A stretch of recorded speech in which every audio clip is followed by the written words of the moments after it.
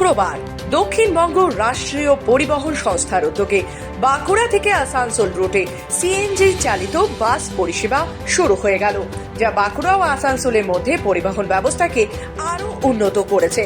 এই কদিনেই সাড়াও পাওয়া যাচ্ছে বেশ। পরিবেশ বান্ধব সিএনজি চালিত বাস পরিষেবা চালু হওয়ায় দূষণ কমবে এবং যাত্রীদের জন্য খরচও সাশ্রয়ী হবে। পতাকা নেড়ে এই বাস পরিষেবার সূচনা করেন সাংসদ অরূপ চক্রবর্তী, তালডাংরার বিধায়ক ফাল্গুনী সিংহবাবু, বাঁকুড়া পৌরসভার চেয়ারম্যান অলকা সেন মজুমদার, দক্ষিণবঙ্গ রাষ্ট্রীয় পরিবহন সংস্থার ডিভিশনাল ম্যানেজার দীপ্তমান সিনহা, বাঁকুড়া 1 ব্লকের বিডিও। এটা অ্যাকচুয়ালি দেখুন, এটা আমাদের বাঁকুড়ার মানুষের জন্য খুব একটা ভালো দিক। এতে আমাদের বাঁকুড়ার মানুষের অনেক সুবিধা হবে, বিশেষ করে যারা ব্যবসায়ী আছেন তাদের যাতায়াতের ব্যবস্থা খুব তাড়াতাড়ি হবে।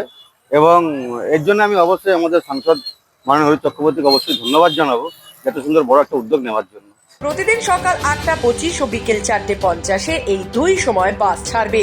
59 কিলোমিটার পথ যাতায়াতে ভাড়া পড়বে মাত্র 48 টাকা। এই পরিষেবার মাধ্যমে দক্ষিণবঙ্গের পরিবহন ব্যবস্থা আরো উন্নত হতে চলেছে।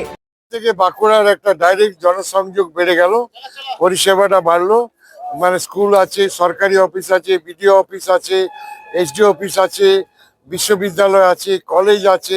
এদের যাতায়াতে অসুবিধা হতো। আসানসোল টু বাঁকুড়া, বাঁকুড়া বিশ্ববিদ্যালয়, Amarkanan college, Mejia college, BDO office, রোগী, বিভিন্ন ধরনের। আর আসানসোল থেকে বাঁকুড়ার একটা সরাসরি সংযোগ বাড়লো। এখানে জিনিসপত্র, ওখানে সবজি ফবজি যাবে, আসানসোলের জিনিস বাঁকুড়ায় আসবে। একটা সুন্দর ব্যবস্থা হয়েছে। আমি ধন্যবাদ জানাবো এই দপ্তরকে, যারা আমার কথায় অনুরোধ রেখেছিলাম সেটা তারা রূপায়িত করেছে বাস্তব। আর আমার দায়িত্ব পরিষেবা দেওয়ার, এটা আমি করছি সবারই সাহায্য নিয়ে। পৌরসভা, পঞ্চায়েত, ব্লক নেতা, বিডিও, ট্রান্সপোর্ট ডিপার্টমেন্ট সকলেই আমাকে এটাতে সাহায্য করেছে। আমি তাদের কাছে কৃতজ্ঞ, তাদেরকে ধন্যবাদ জানাচ্ছি। বাঁকুড়া থেকে অনিকেত বাউরির রিপোর্ট, খবর বাংলা।